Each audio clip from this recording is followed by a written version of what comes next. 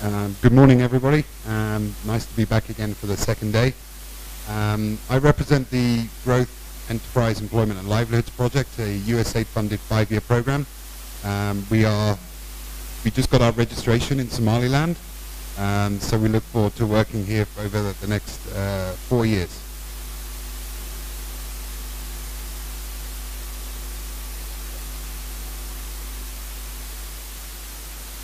Okay. We take a holistic approach to our development activities. We're going to be essentially focusing on the agriculture, dairy and renewable energy sectors over the next 4 years. As you'll see on the slide there, we take an approach that tries to link lots of things together.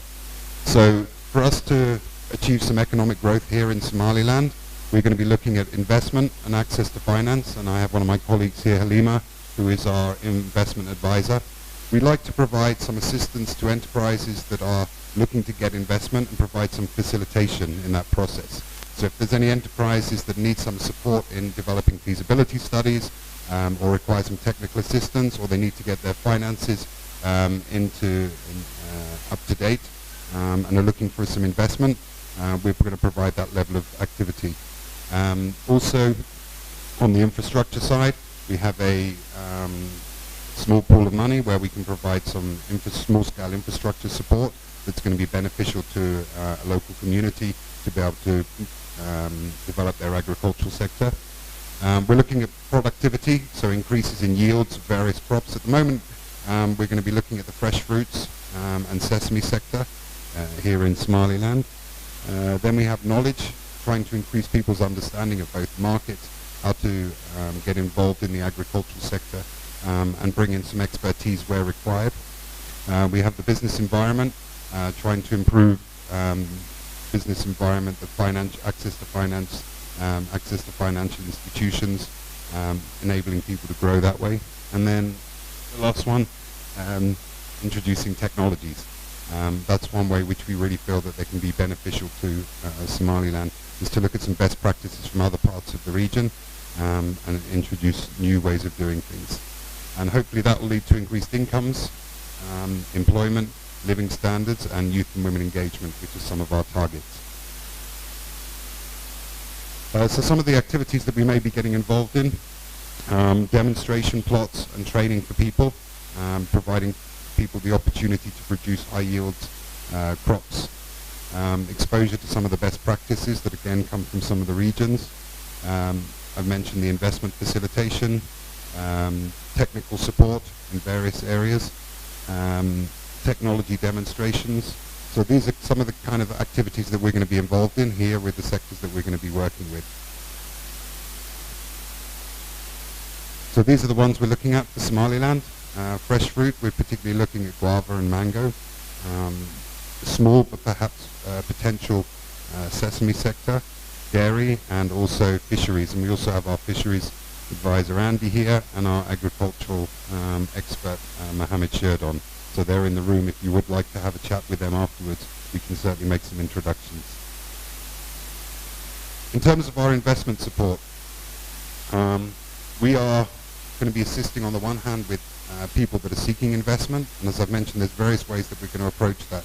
Understanding first of all what the needs of the business are, and how we can get you to the stage where an investor may be interested to have some, either putting some money in or getting an equity stake in that. And you'll see some of the areas there: organizational capacity assessment, financial modeling and forecasting, areas where you may need some support. And then at the same time, we'll be identifying some investors and undertaking a matchmaking process. We will have a small grants fund that may be able to provide some support to you and do some risk mitigation and help you move forward. So you'll see at the bottom some of the areas that we'll be looking at: the processing, the packaging, introduction of technologies, supply chain expansion. Those are my colleagues. And the binoculars are there because we're looking for you.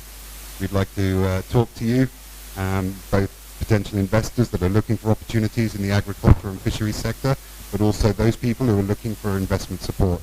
I know a lot of my other colleagues are also providing support in the area of investment, and we'll hopefully be working very closely with them to be able to do that.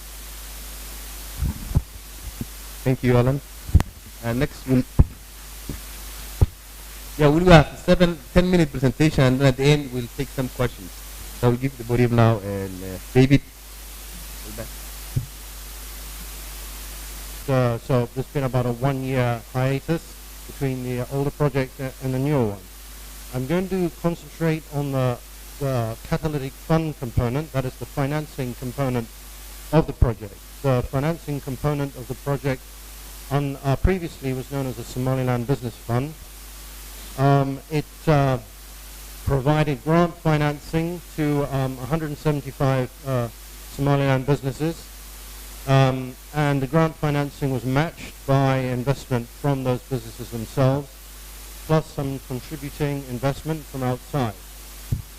The project disbursed close on $10 million by the time it finished, and it created approximately 2,000 jobs. It mobilized approximately $20 million in outside finance, and it had fairly good results in terms of output increase. Of the total of 175 projects that got grants, approximately 2/3 of those were regarded as successful projects, and 1/3 were less than successful, or they mostly achieved some success. The new project, which we call now the Somaliland Business Catalytic Fund, to differentiate it from the old one, which has just got going, has a similar target, but it's going to be responsible for addressing the whole of the Somaliland peninsula. That is to say, Somaliland, the Greater Somalia Republic, and Puntland. And the amount of money available, approximately $10 million for grants, will be spread around those three regions. So 1/3 of that funding will be available for Somaliland. The model is similar to the previous project, but we've learned some quite tough lessons all the way through of how to best operate within this environment. And one of the major lessons we learned was that giving of funds alone is not enough, because there is a shortage of support infrastructure in the country, especially on the business development services side and the technical services side.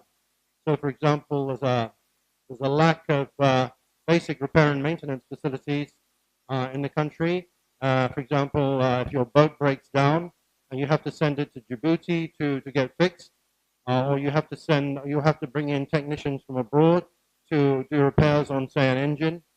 These kind of things are not available. They're becoming available slowly, but they're not available. So there's a major gap in the technical assistance area. Business development services are also at a fairly rudimentary level. And a number of linking sectors, which are supposed to help business move, are also at a rudimentary level, especially the financial sector. I've known a lot of you are aware of the fact that we don't have many banks in the country, commercial banks. The commercial banking sector is has not really got developed yet for various reasons. And so one of the things that the Catalytic Fund is supposed to do is not only catalyze investments directly through reducing risk to the investor and to outside financiers, but also to encourage the banking sector to start moving by lowering banking risk. So if we lower banking risk by providing grants, then we hope that some of the banks, such as Dabshil or Salama, who are not exactly commercial banks but are beginning to look at term lending, would be interested in cooperating, contributing with us. So the project has a number of number of objectives apart from simply investment. It has an objectives of trying to mobilize the business environment as a whole, and therefore links up with the other parts of the World Bank's project. So one of the major lessons learned from the previous Somaliland Business Fund was that we can't just provide cash. We also need backup technical support. So it was decided that in this project, we would bring in a special technical assistance support facility. So on the part of the project which I'm interested in, or rather which I'm working on, we now have two units. One is going to be the fund, which is the successor of the Somaliland Business Fund, and the other is going to be a special technical assistance unit. And today we have the two gentlemen here, Percy and George, either of whom are responsible for the management of those two units. So having made that introduction, I'm not going to say anything else. I'm going to hand over directly to the two guys in charge of these units. Thank you.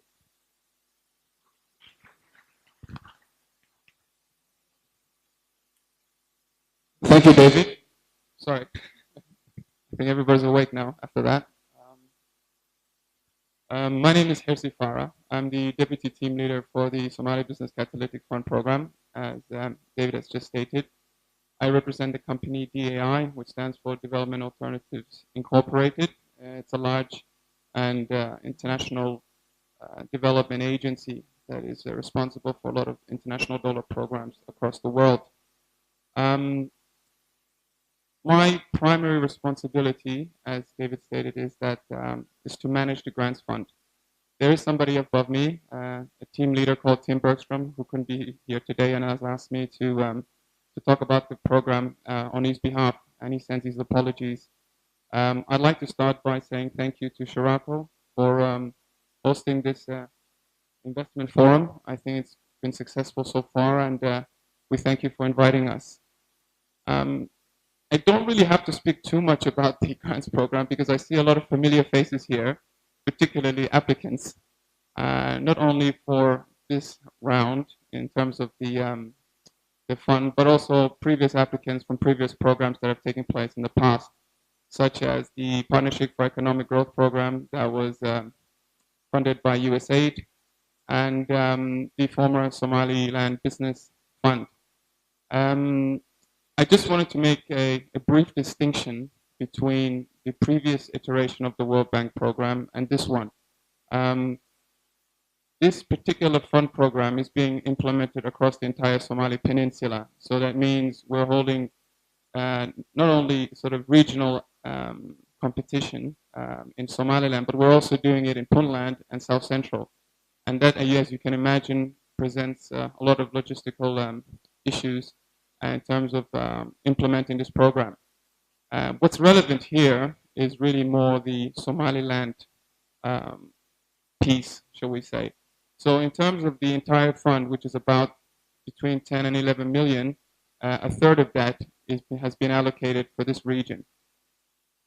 Let me talk a little bit about the process and where we are right now. The deadline or the submission deadline date was the 8th of September. And I'm pleased to say that we've received over 600 applicants just for this round. We anticipate to implement 2 to 3 rounds during this 2-year program. And having worked sort of in this field for the last 4 or 5 years, I'm delighted and I'm sort of encouraged by seeing the continuous engagement from the local private sector and the entrepreneur community in our programs. So I'm very happy about that. In terms of the process, what we're going to do right now is we're going through the registration process. We're letting every applicant know what their registration number is, and then we will get back to each applicant as to the success of their application. What we hope to do is by the end of, or so to say, middle of October to end of October, to announce the shortlisted applicants for this region. And subsequently, what happens is we will do a workshop, and for those who have been shortlisted, and give them an idea and as to how to prepare a full business proposal. Because at this stage, we've only invited concept notes, which comprise of 45 pages, and giving sort of an overall general overview of what their business and their project is about. After that, the grantees are selected once we have the full business proposals, and essentially the implementation process from a project implementation aspect begins. Usually that takes between 5 to 6 months.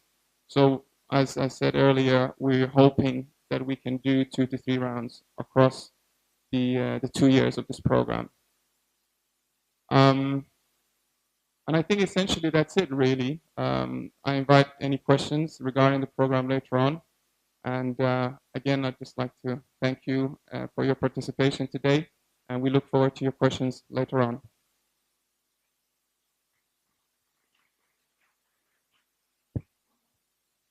Um, Thank you, Hersey. Thank you, Philip and Shurago.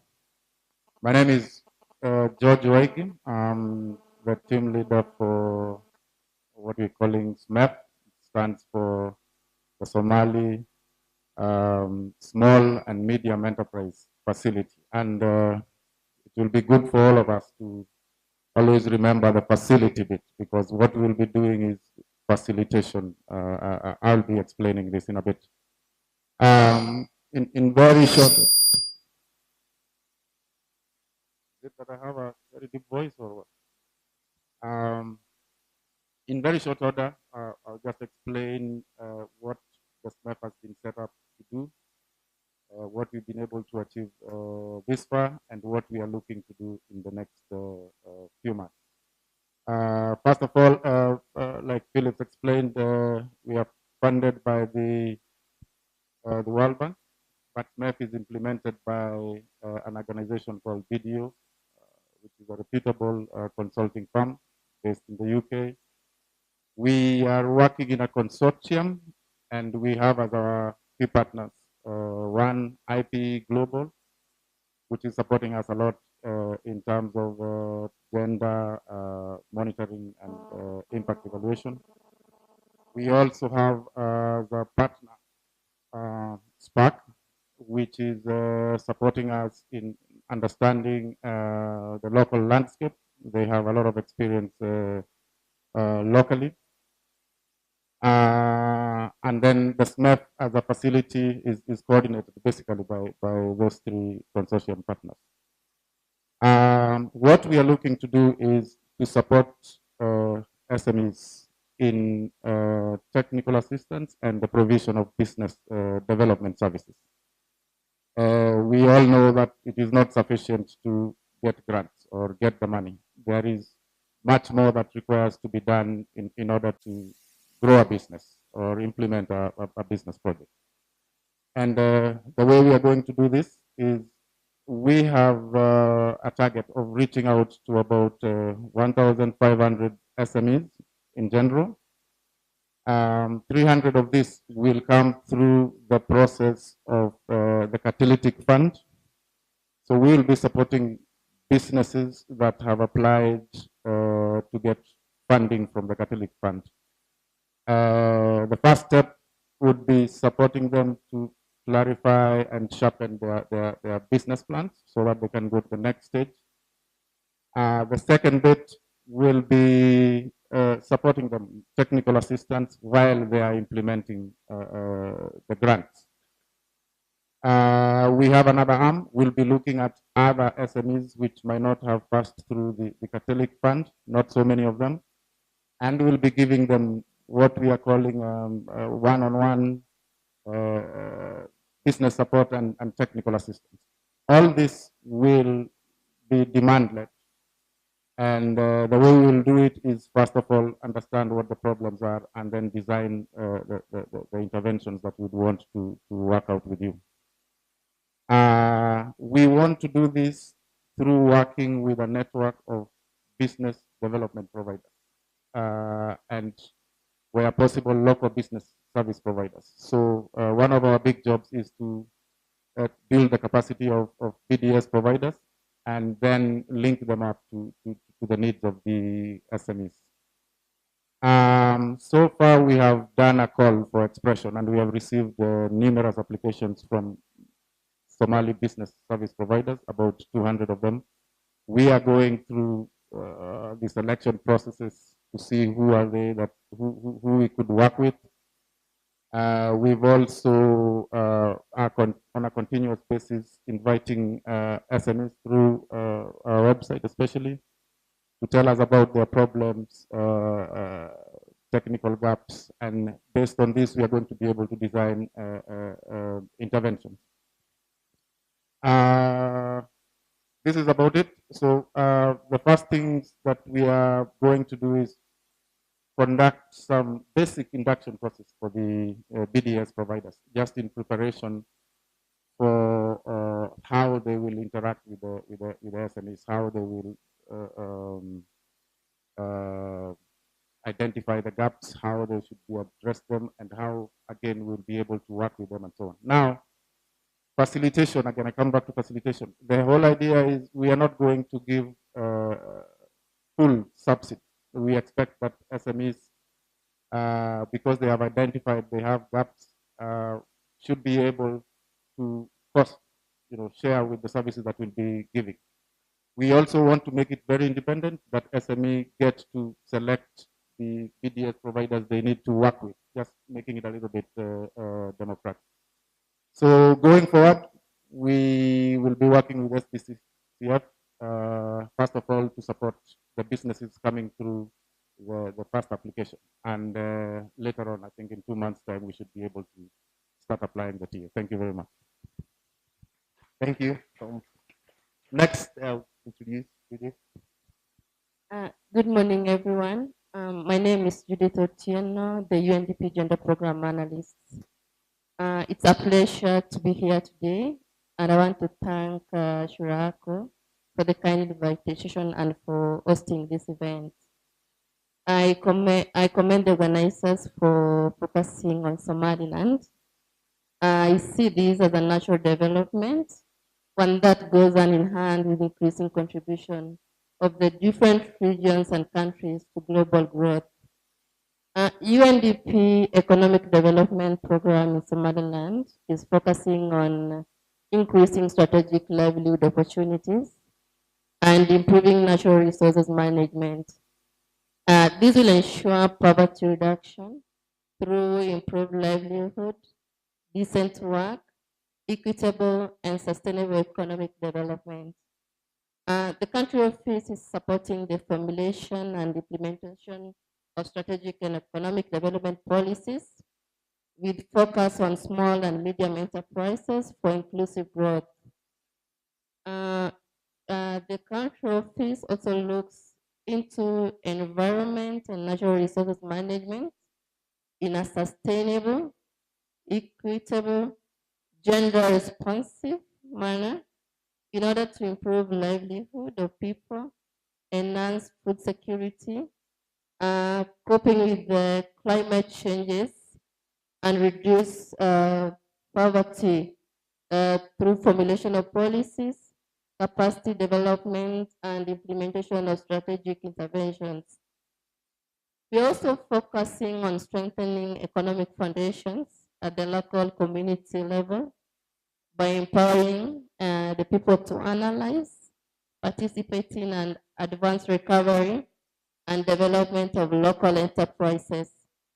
In relation to establishing long-term employment opportunities, UNDP is looking into value chain analysis of various sectors of the economy, providing training to relevant stakeholders on value chain methods and validation with industries, stakeholders, and project partners that will lead to a value chain implementation strategy.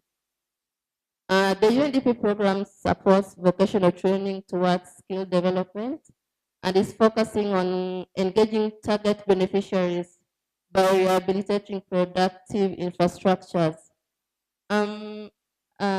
Finally, it's normally said that show us women's economic empowerment and will show you the fastest, most sustainable routes to development on earth.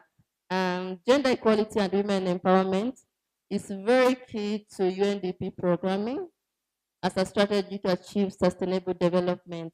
And this is well articulated in Sustainable Development Goal 5. On this, UNDP is focusing on creating enabling economic environment for women through skills development by providing scholarship for tertiary education for women, in gender responsive value chain analysis. The private sector institutions will be engaged through advocacy and dialogue forums in the process of gender transformational sectorial policies and practices to open up more spaces for women to engage them as entrepreneurs and as employees. We also focusing on capacity building support to enhance women's employment opportunities. I thank you. Thank you, Judith. Next will be Dr. Abdi Usman from BIBMS.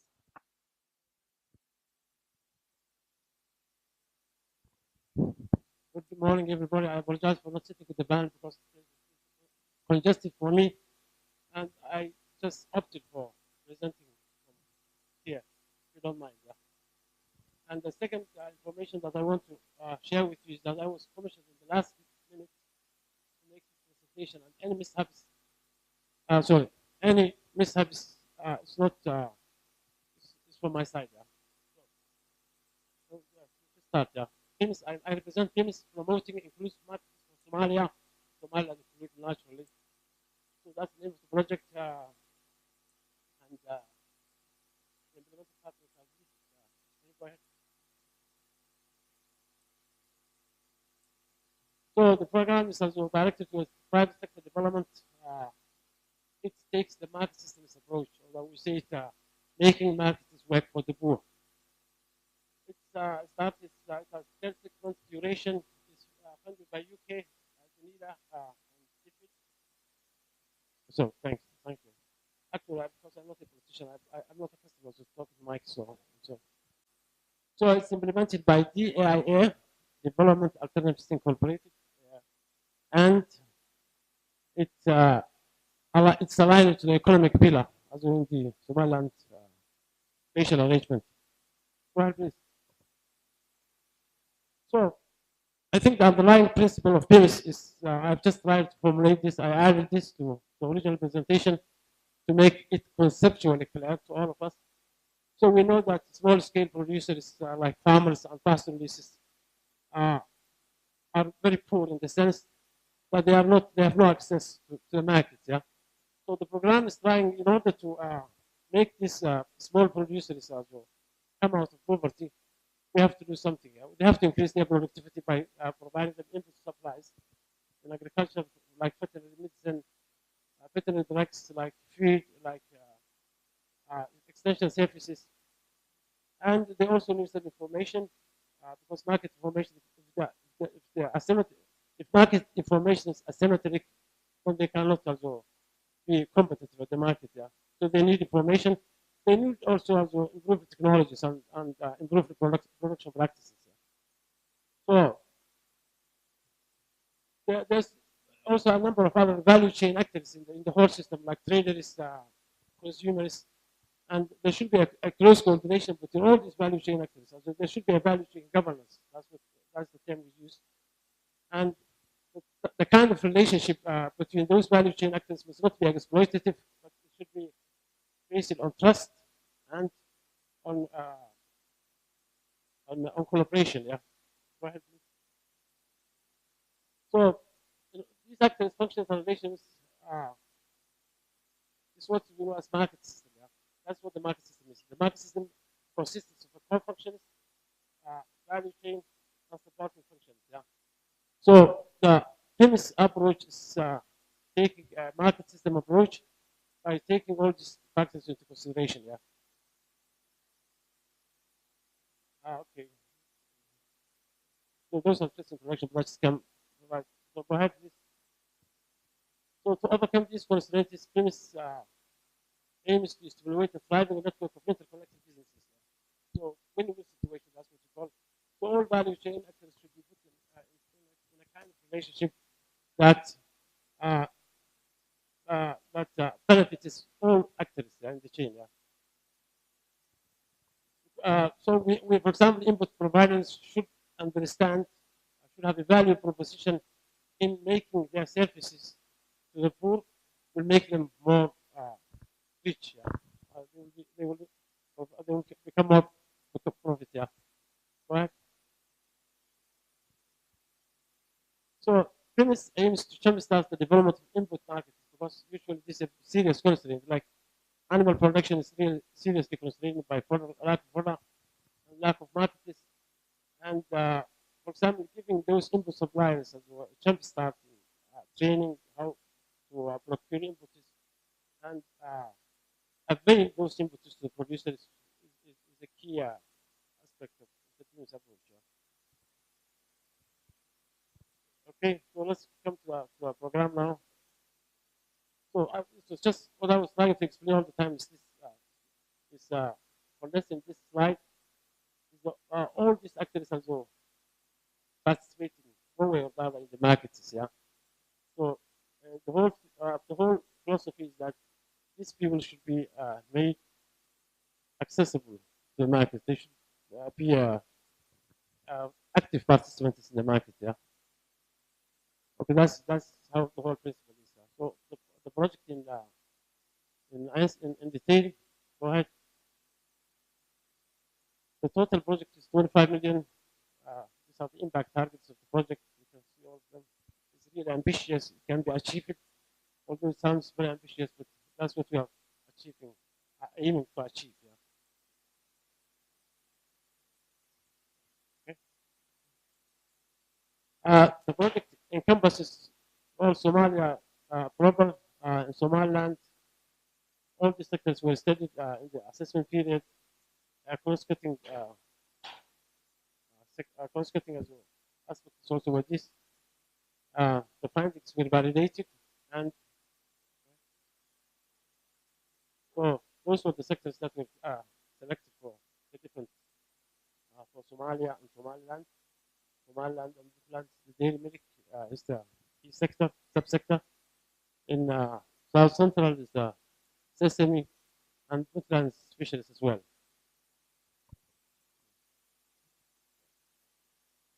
So since dairy sector is the focus of the intervention in Somaliland, we go a little bit in detail.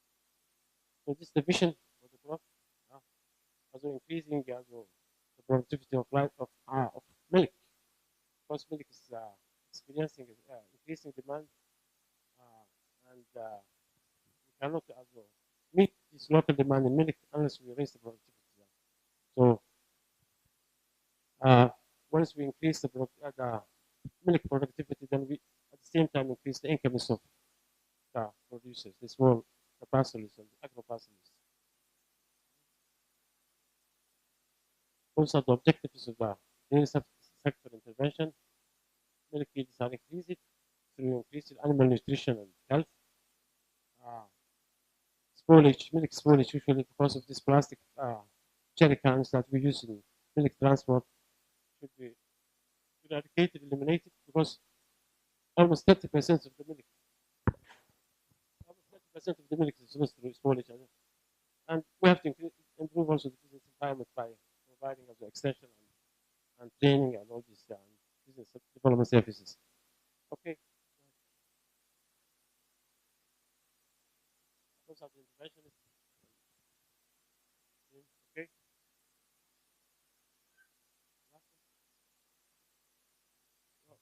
The cash for work is also a cross-cutting issue because in order to make more people as well access the markets, the roads to the market should also improve through cash for work interventions. And this is also a component of the previous project. I think this should suffice for time because we're running out of time. Thank you, and now I'll give the mic, Miriam. Okay, good morning, everybody. My name is Miriam Hofsmeijer. I'm working for Oxfam Novib. I hope in the meantime my presentation is going to start up. I would like to introduce first of all the Oxfam family. It's an organization of now 19. You can go to the next slide. It's an organization of 20 affiliates, which means that there are 20 NGOs in northern, southern countries that are a member of the Oxfam family. And one of them is Oxfam Netherlands, and we call ourselves Oxfam Novib. We're there to mobilize power of people against poverty. And all together with the 20 affiliates, we're working in 94 countries with local, national, and regional partners. Why I'm here, I am asked to present a work in progress project. I would like to thank Shiraku also to give me the possibility to present this project, well, the first time in this country. And I'm here for the second day, and I'm already in a position to introduce you to a project which I'm the global manager of, and I'm very excited about. So thank you for that. Work in Progress is a project in 3 countries, Egypt, Nigeria, and Somaliland. And it's based on 3 pillars. One of them is the skills building of youth. So we're training youth in employability skills, in ICT skills. I come back to that later. To be better prepared to enter the job market. The second pillar, it's all about small and medium enterprises development. So we're working on the demand side. We think that if small and medium enterprises grow in quality, they will grow and need more people. So we are creating jobs. That's the vision behind it. And then the third pillar is about the enabling environment. So we would like to influence in a positive way the environment so small and medium enterprises and also youth can have better access to the job market. Small and medium enterprises can have access to finance. So that are the 3 pillars where it's based on. Sorry, we are financed by the Dutch Ministry of Foreign Affairs for 3 years, and it's the total budget is 7.5 million euros. I don't know what it is in dollars, but it's slightly the same on the moment, I think. And so that's briefly about the whole project. Go to the second one. I think the strength of the project is that we're working with 4 alliance partners. That's why you see Work in Progress Alliance as a how do you call it? Logo. Thank you. There's VC for Africa on the program. If you look at it carefully, today there was Thomas, one of my colleagues from VC for Africa, that would present, but because I was flying in, he asked me to take over and to present the whole project. VC for Africa stands for Venture Capital for Africa, and they're working together with Innovate Ventures to empower startups and connect them to hard and soft capital. Then there is Butterfly Works, also a Dutch organization, and they're going to work with Chacodon on ICT trainings. They're going to set up Haga bits, and I think within the coming months you will hear about it much more if you're from Hargeisa and based in Hargeisa. Haga bits is a school where young people can learn basic ICT skills and then go into web design, app design. It's a 3-part courses. So first is very basic, then second is a basic web design, app design, and the third course are really for the people that want to go deeply into the whole web design, app design. So we hope we connect them afterwards to the job market. Then there is the International Organization for Migration.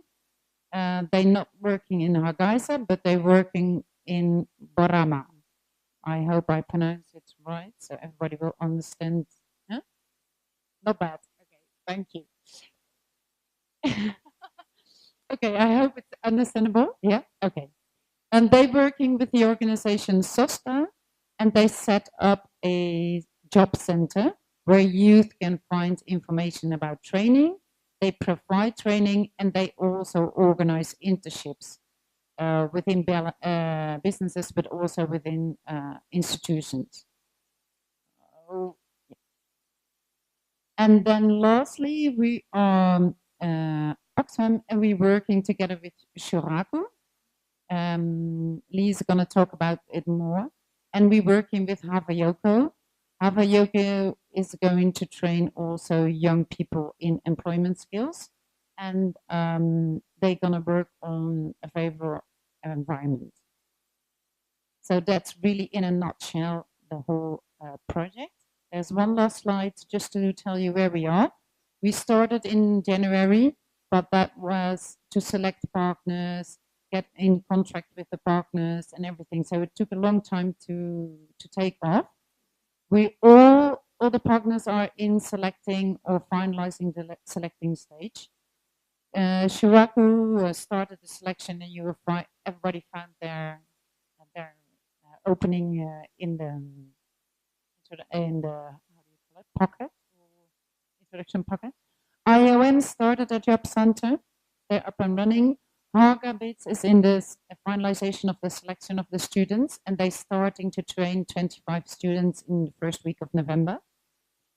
Hapayogo is on the moment finalizing the first selection of students to get them trained in employability skills.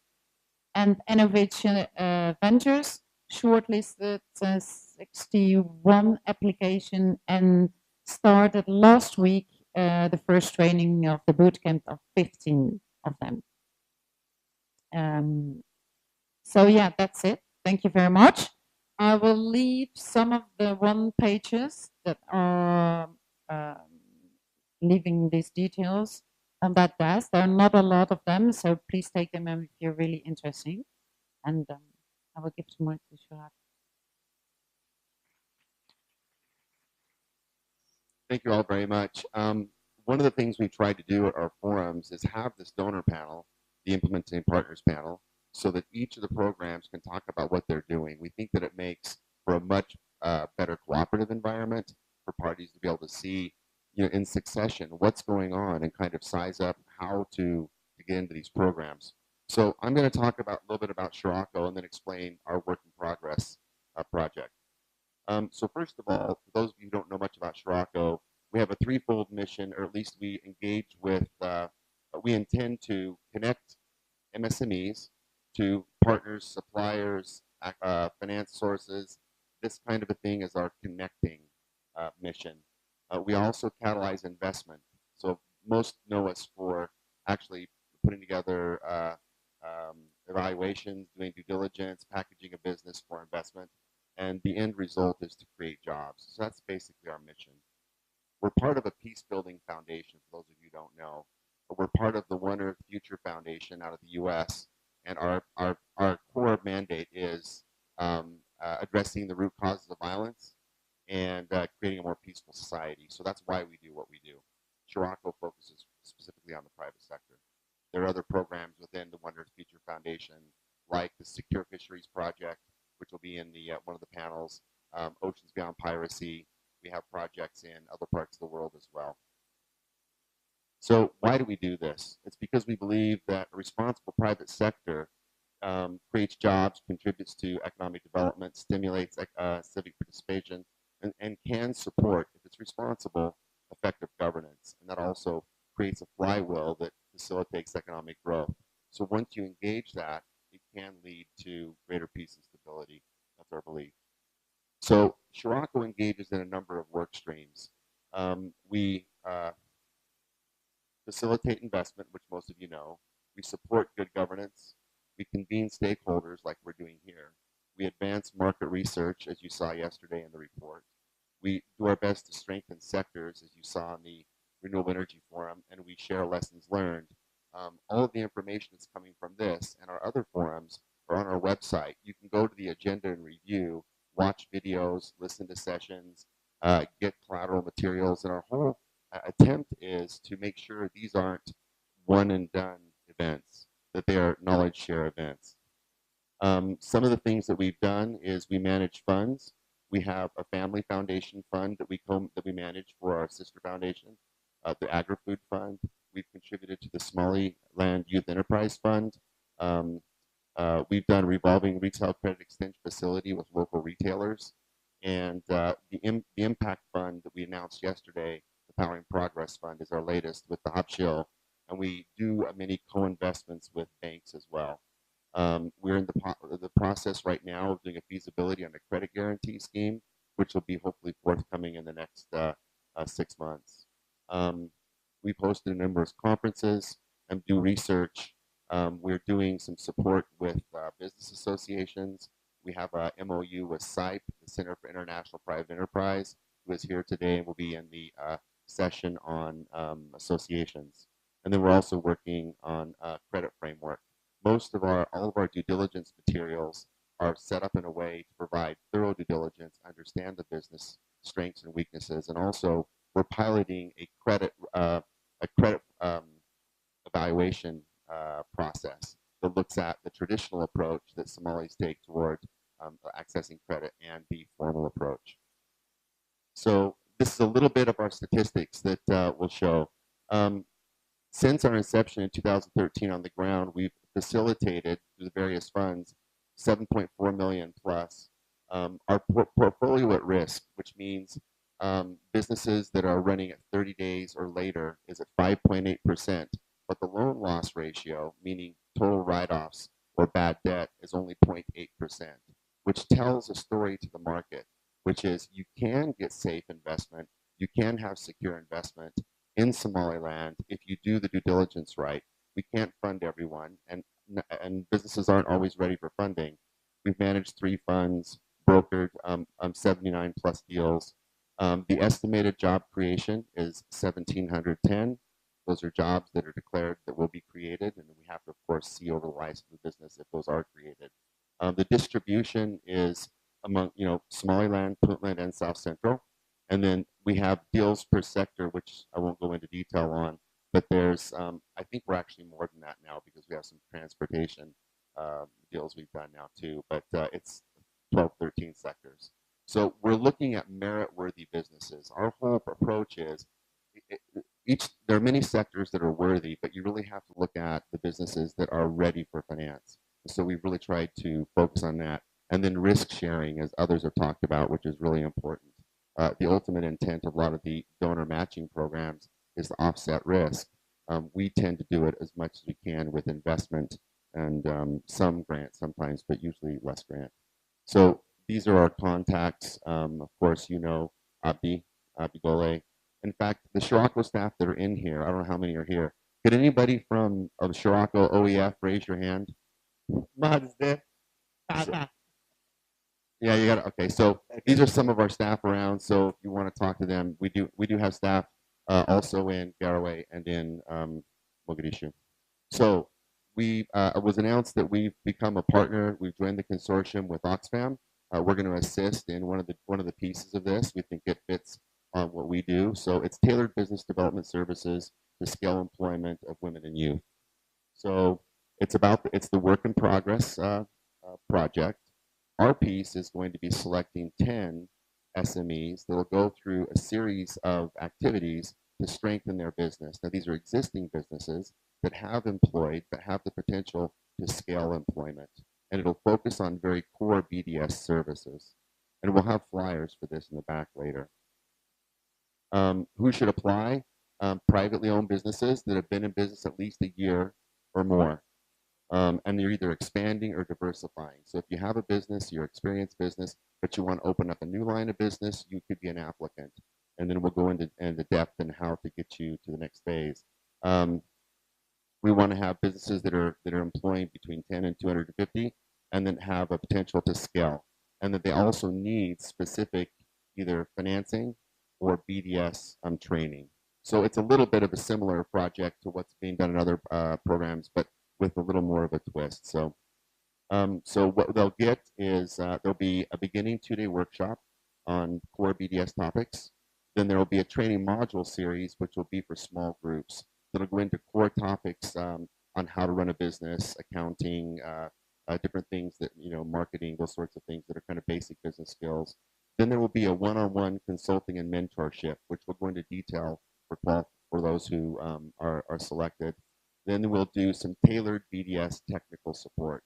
So what we intend to do is go deep into the single business and go all the way through to eliminate all the barriers that would eventually then bring them to an access to finance event.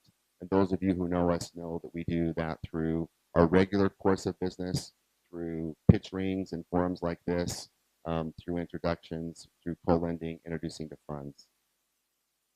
Okay, so how to apply? You would send an expression of interest. We just came into this consortium lately, like literally in the last few weeks. So we're just launching this now. The first round deadline will be October 15th, but that's first round. So if you're interested, send an email expression of interest to workinprogress@scirocco.org or find Abdi. For those of you who haven't yet called Abdi, because he's constantly getting calls, get his number, call him, or talk to Sarah or others and just express your interest, and we'll send you. We're actually going to put a link on our website which will send you to the application process. Okay, and that's it. Okay, so Abdi, I know we're running a little bit short, but very quickly, we've gone through the World Bank project, which is SCORE, and the various pillars of that. We've talked about the USAID GIL project, which gets deeply into ag and fishing, etc. We've talked about, Judith has talked about the work of UNDP with women. And we've had PIMS talk about the value chain, and then also work in progress through Oxfam. So if you have... Yeah, actually we'll take, because of the time, we'll take 2-3 questions quickly to the panels, and then we'll go to the next session. And if you could, please, if you have a question, go right to a question. If you want to have comments to the individual programs, please find the person and talk with them. That's you can network. Yeah, later on. Yeah. First question. No question. Yeah, Awal. Thank you. It was a very interesting presentation from all of projects who are working in line with the BSG4. As far as the sustainability and the knowledge transfer concerned, much of these projects is when they end up and close. We always struggle with how are we going to continue? How are we? What are the legacy in terms of continuity of that? Maybe, for example, the SME, or maybe market development. So you always need somebody who can continue, particularly from the public sector. So if I might give an ask, if any of these projects are thinking about how are they going to make this project sustainable, so that the legacies behind will stay with us.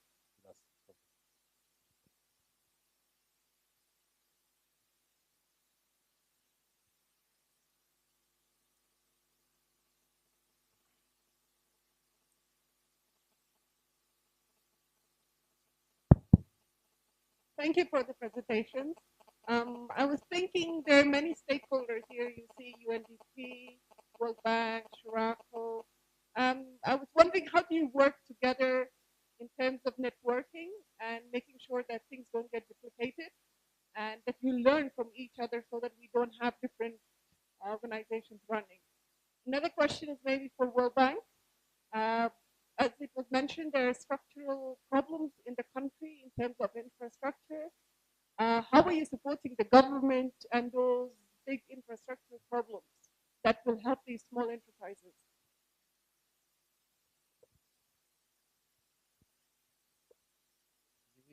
I will give chance to the panelists to ask those 2 questions.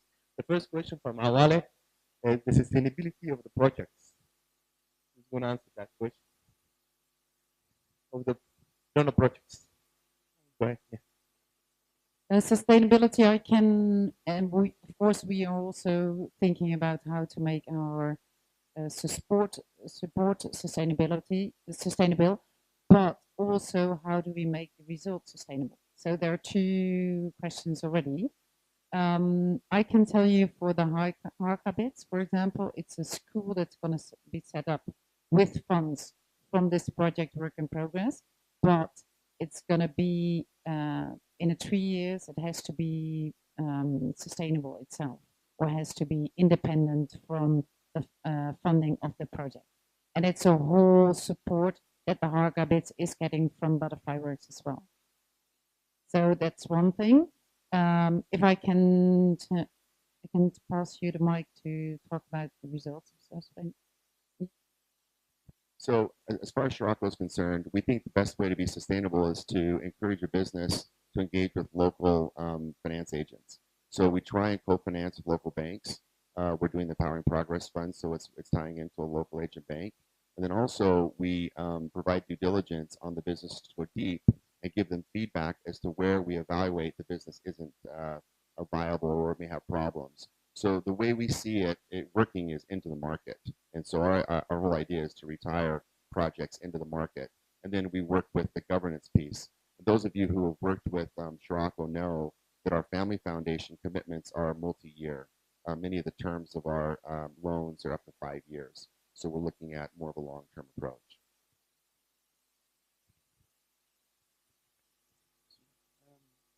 Awala, thank you for that question regarding sustainability, which is a crucial point and a crucial issue. Speaking for the Catalytic Fund in particular, one of the things we look for when we're assessing or evaluating projects or when we're looking at the applications that we receive from the general business community, fundamentally we look for things such as economic growth impact, how many jobs is that particular individual or that business going to be able to create. Well, one of the key things that we're slowly shifting towards is sustainability. You're absolutely correct in that a lot of these projects, a lot of these businesses that we tend to fund, sometimes, unfortunately, wither away when they don't have the support of the donor or the implementing partner who's carrying out the project. And I don't only mean financial support. I'm also talking about technical assistance. Because what we want to do is we want to bring or put forward the business and leave it in a state that it is sustainable so that we can look at it 12 months, 24 months onwards when the project completes, that it's still going, that it's thriving, that it's employing more people, and that it's going from strength to strength.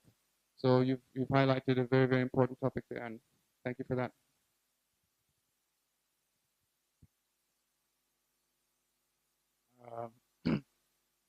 For the SMEF, maybe I'll speak for the SMEF and sustainability. I explained that the core of the work that we'll be doing is, first of all, building the capacity of private BDS providers, and then linking them to SMEs who have gaps, technical gaps, or business services gaps, and so on. Eventually, what will happen is that for where we are very successful, technical assistance has been provided and the business has been seen to grow or succeed, then we expect that businesses will know that they can benefit from these services. The PDS providers are providing a service for which they are supposed to be paid. So in the course of time, what we'll be building is a market where we can tell SMEs that we have this capability, you have a right to choose, you have a solar business, we have people who can provide you technical training in solar. This is the way you transact, but the transaction is basically how you agree. It's really private. So we expect once we demonstrate that this works, then our exit will continue working. That's the way the model is. I think in many ways the two questions are very similar because for sustainability for our activities to be sustainable, we do need to work together. From our perspective, I'm pleased to say that we work with and we've had discussions with many of our partners on this table, and those discussions are continuing. Next one will be taking place in October, beginning of October, and we'd like our partners to join us again to work out not just really how we can collaborate. We want to make sure that we don't duplicate our efforts, and there are some similarities certainly between us, but also information sharing. So whatever we're developing, we need to make sure that our partners here are familiar. If we're working with certain business service providers, we're sharing that information with our partners so that they're not undertaking exactly the same activities to identify the same people. We also want to share some information about the people that we intend to work with and the sectors that we're working in. There's always more that can be done, but I think the willingness of everybody on the panel is there, and we're going to do the best that we can to make sure that we share the information and work closely together. Thank you, Alan. Will Bank question, David. The other question is on infrastructure. The grant funds are not directly targeting infrastructure, but they have done a little bit. The overall World Bank project has directly targeted the port sector, and we're working on Berbera Port. Have been working on Berbera Port for the last 2 or 3 years. Where we're now also working on ports in the Greater Somalia area. We also, for through the Catalytic Fund, as I was explaining before, are trying to mobilize linked sectors. We're not just dealing with direct investment. We're not just dealing with the improvement of the performance of the enterprises that get grants. We're also trying to use the Catalytic Fund to link up with the financial sector and therefore to strengthen financial infrastructure. And then the individual grantees, the individual projects that have been funded, to some extent also relate to infrastructure. For example, we've put a lot of funding into solid waste management, and some of those projects have been quite successful. And one in particular is doing a pretty good job in Hargeisa, and I think that that's one of the major infrastructure gaps that exist. And we've also put funding into the energy sector, alternative energy, both solar and wind. Those projects have been problematic, but we put about $1 million out of the previous fund into solar energy and wind energy. And so that is a target the energy sector. So we've used catalytic funds to catalyze not only manufacturing and agricultural processing and mining, but we've also used it to try to activate areas of infrastructure. And we'll continue to do so. Thank you, Dave.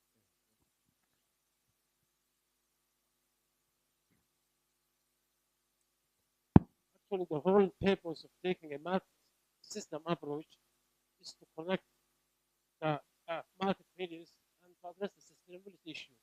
So why all these projects are taking a market development approach is to make the market work with its actors' core functions. The value chain, not the technology itself, not the technological aspect alone, but the relationship with the actors, the input suppliers. This kind of mechanism should be as produced so that the market, everybody should have interest that the system works. The linkage between the business, the producers, and the small input suppliers, the credit suppliers, all this should have a value proposition that if they take this approach, the market will function. I think that's the whole essence of it. I was going to say really quickly on the question of collaboration. The very reason we're doing this at this forum is for this very reason. So there is collaboration, as was said by Alan. We at Scirocco have had communications, conversations, engagement with all these projects at different times, and so we do try and identify who's doing what. Multi-stakeholder collaboration is never easy, and donor coordination is a classic development problem. So you're not the only ones experiencing it. It's not malicious. It's not for lack of effort, but it is an acknowledgement that the more we can do, and some of what we do in our other forums, we put together slides saying, to the extent that we can collaborate, we probably do achieve more together. But it is one of those things that's very, very difficult. The truth is is a lot of need. Meeting that need, sometimes you have a lot of efforts going in, throwing in projects that do somewhat overlap. But I think this is a step in the right direction. And then I think maybe we'll let people respond to that very quickly, and then we need to close the panel to the collaboration. Yeah,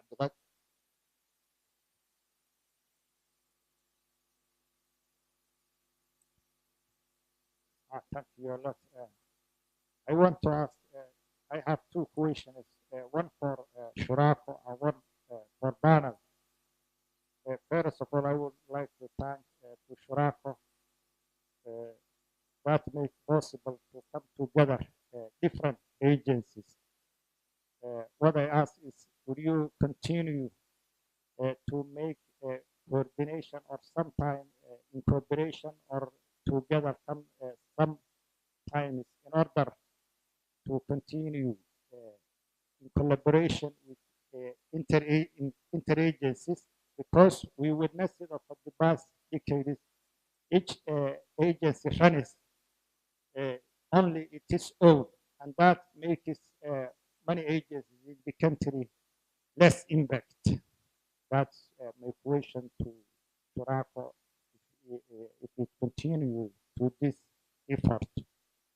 Another question to the panel is that there is a disparity in funding profiling in the regions of Somaliland. As so, for the past 20 years, most of the funders they invested in major towns, mainly in Hargeisa, and that pushed many people, or rural or productive people, to immigrate many rural areas and fill in the capital city. And that's one of the major constraints that make confusion in development or economic distribution in the regions or locations. Uh, have you any strategies about this method? Thank you, Abdulatif. Your plans, other regions in Somaliland?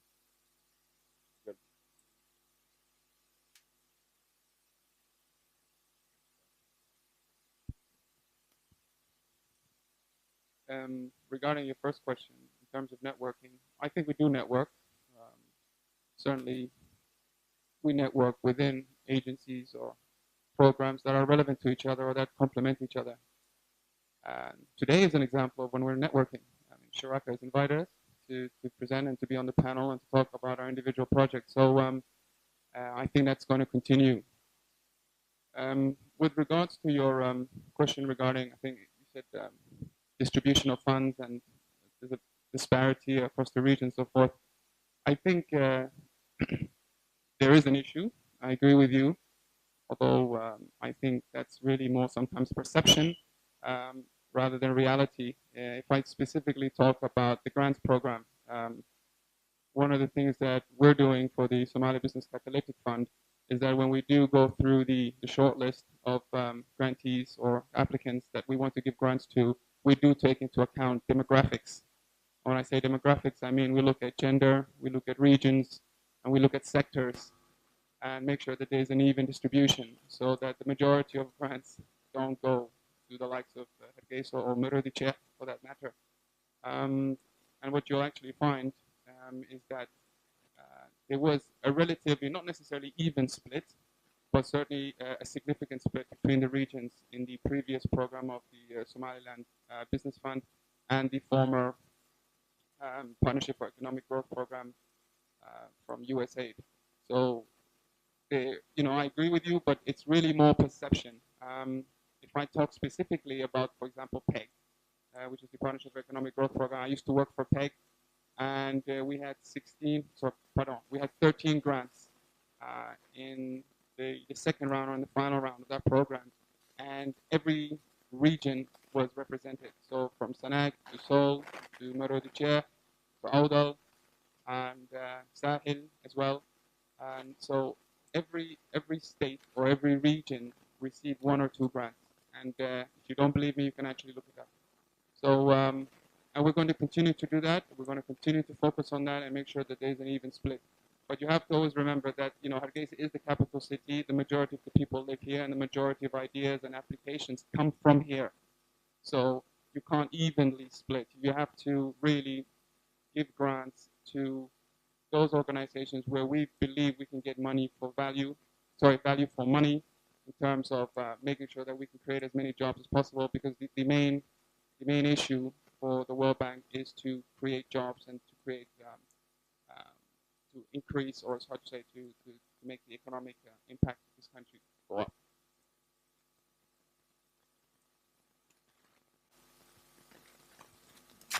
Now, following up what Hussein remarked regarding the Somaliland Business Fund, that's the fact that the first round there was quite a lot of concentration in Hargeisa region around this area. Probably as much as 60% of somewhere around 40%. So there was actually progress during that project. So to some extent, to begin with, because it was easiest to operate within this area, the grants tended to go to this area, but in the latter half